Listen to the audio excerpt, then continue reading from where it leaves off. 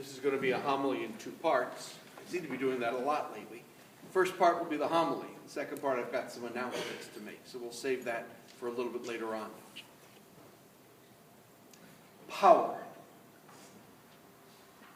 We all want it. You know, if we have it, we want to hold on to it. If we don't have it, we want to get it. Power. Somehow or another, it quickly becomes the focus of our lives. Whether you want to call it power or control, it's the ability for us to make our own decisions about our lives. We all want it. We all want to make those decisions. Recently, the state legislature passed the Right to Die Act. I don't know if they know, but you and I should know we're all going to die. It's not a choice that we're going to make. Like it or not, it's going to happen. But we all want the chance to decide when we will, how we will, where we will, why we will. In the gospel today, we're presented with something totally different, just the opposite. Jesus Christ, Son of the eternal God, has the power. And he chooses to surrender it, to give it away. It's interesting, the phrase that we hear in the gospel, unless you take up your cross. Now you and I as Christians think of the cross as Jesus Christ hung on the cross. But actually the word that's used in today's gospel doesn't refer to that. The word that's used in today's gospel actually refers to the brand mark that is put on sheep or cattle. Unless you and I are willing to be branded, to take up our brand, we will not have life. Unless you and I are willing to follow after the example of Jesus Christ, nothing else matters. It all dissolves after that. Because the only way we ultimately will have meaning in our lives is if we give it away. That's the anomaly of Christianity. The only way that Christ becomes the Lord of all life is by surrendering his own life.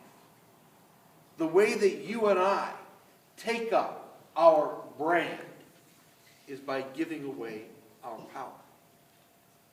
In a certain way, don't we all do that? Those of you that are married, husbands, come on. Who's in charge? You know? And those of us that think that, parents, you're really in charge until it comes to that 2 o'clock feeding for a newborn, until it comes to things that we can't control, but we all respond to. Trust me, in my house, it's Tammy. She runs the show. For those of you who don't know her, it's my dog. All of us have power. All of us can choose to give it away. All of us can choose to surrender our lives in order to be genuine disciples of Jesus Christ. So that you and I can live in the land of the living. So that you and I can live in the presence of the Lord. But it is a lifelong struggle because none of us likes to do it. We work so hard to get control, and then we're asked to give it up. And none of us likes to do that. And guys, isn't that very true of us? We like to live with the conviction that we really are in charge. Whether it be where we go, how we go, or whatever it is.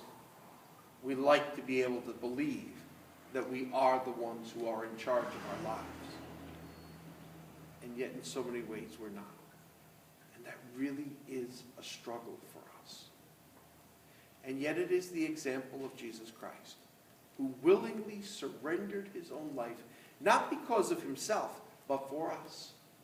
It is that other-centeredness of the gospel that makes the difference. When you and I come to the altar, when you and I come here to celebrate the Eucharist, we come in thanksgiving because his love for us was so profound. Before we ever did anything, said anything, acted in any way, The love was already given to us.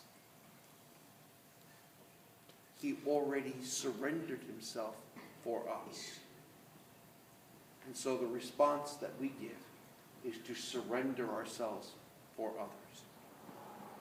It's a challenge. It's frequently a difficulty.